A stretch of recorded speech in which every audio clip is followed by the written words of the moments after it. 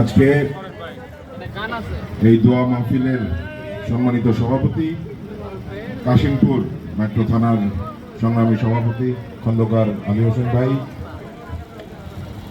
আজকের এই দোয়া মাহফিলের প্রধান অতিথি আমার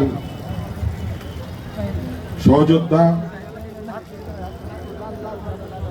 গাজীপুর মহানগর বিএনপির বিপ্লবী সভাপতি জনাব শওকত হোসেন সরকার ভাই সহ উপস্থিত মঞ্চে উপস্থিত নেতৃবৃন্দ, আমি সকলের নাম নিলাম না কারণ সময় এখন 6টা 19 বাজে। অল্প কিছুক্ষণের মধ্যেই মাগরিবের আজান দিবেন, আমাদের প্রধান অতিথির বক্তব্য আমরা শুনব। সেই জন্য আমি সকলের নাম নিচ্ছি না, সবাই ক্ষমা সুন্দর দৃষ্টিতে দেখবেন। এবং আমার সামনে উপস্থিত প্রিয় কাশিমপুরবাসী, আসসালামু আলাইকুম। আসলে আমরা যেই মরহুম নেতা তৃতীয় মৃত্যুবার্ষিকী পালনে আজকে এখানে একত্রিত হয়েছি, অধ্যাপক এম মান্নান সাহেব, সাবেক মন্ত্রী, সাবেক মেয়র, বিএনপির ভাইস চেয়ারম্যান, যিনি বিএনপির প্রতিষ্ঠাতা শহীদ রাষ্ট্রপতি জিয়াউর রহমান সাহেবের হাত ধরে সেই জাগদল থেকে তার নীতি এবং আদর্শে অনুপ্রাণিত হয়ে রাজনীতি শুরু করেছিলেন।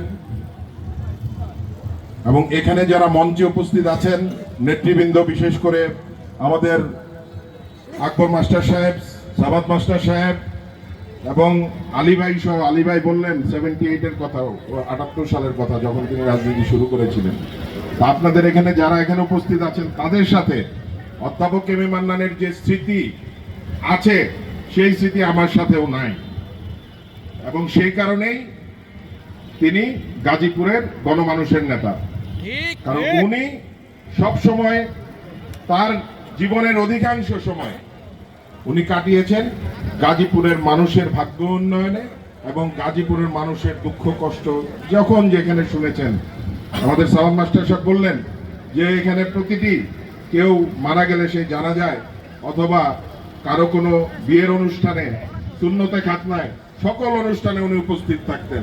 আপনারা জানেন যে হয়তো প্রতিদিন এমনও হয়েছে যে 10টা 12টা তার দাওয়াতের প্রোগ্রাম থাকতো, কোনো বাড়িতে গিয়ে রাতের দুপুরের দাওয়াত না খেয়ে রাতের 9টা হইলেও সেই বাড়িতে গেছেন, রাতের 12টা হইলেও সেই বাড়িতে একবার সে ঘুরে আসছেন।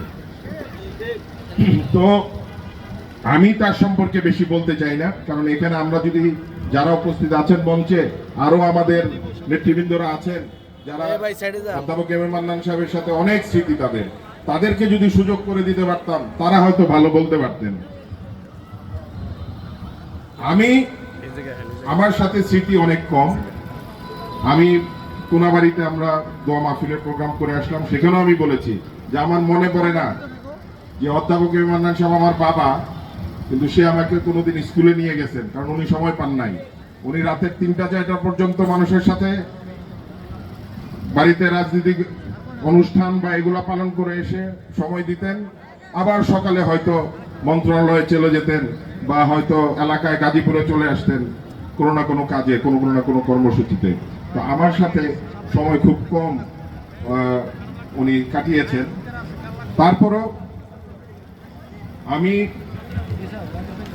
বিশেষ করে যা তার শেষ জীবনে যখন এখানে আমাদের অনেক নেতৃবৃন্দ বলেছেন যে কত জুলুম অত্যাচার নির্যাতন তার উপরে হয়েছে, আপনারা গাজীপুরবাসী তাকে 91-এ সর্বোচ্চ ভোটে নির্বাচিত করেছিলেন, এমপি করেছিলেন। দেশনেত্রী বেগম খালেদা জিয়া আপনাদেরকে পুরস্কার হিসেবে মান্নান সাহেবকে মন্ত্রী বানিয়েছিলেন। সেই কারণে উনি এই উন্নয়নমূলক কাজগুলো করতে পেরেছিলেন। পরবর্তীতে আপনারা তাকে বিপুল ভোটে নির্বাচিত করেছিলেন গাজীপুরের প্রথম নগরপিতা হিসেবে। আপনারা জানেন যে তার পূর্বে 4টি নির্বাচন হয়েছিল একসাথে সারা বাংলাদেশে, মনে আছে সবার? সেই নির্বাচনগুলোতে আওয়ামী লীগ 4টাতে পরাজিত হয়েছিল। এই শেষ নির্বাচনে আওয়ামী লীগ মরিয়া হয়ে গিয়েছিল তাদের মুখ রক্ষার জন্য যে এই গাজীপুরের নির্বাচন তাদেরকে যে কোনো ভাবে হোক জয়লাভ করতে হবে। কিন্তু গাজীপুরের মানুষ এত ভোট দিয়েছে বিএনপিকে এবং মান্নান সাহেবকে যে তারা চুরি ডাকাতি করেও সেই ভোট কাটতে পারে নাই।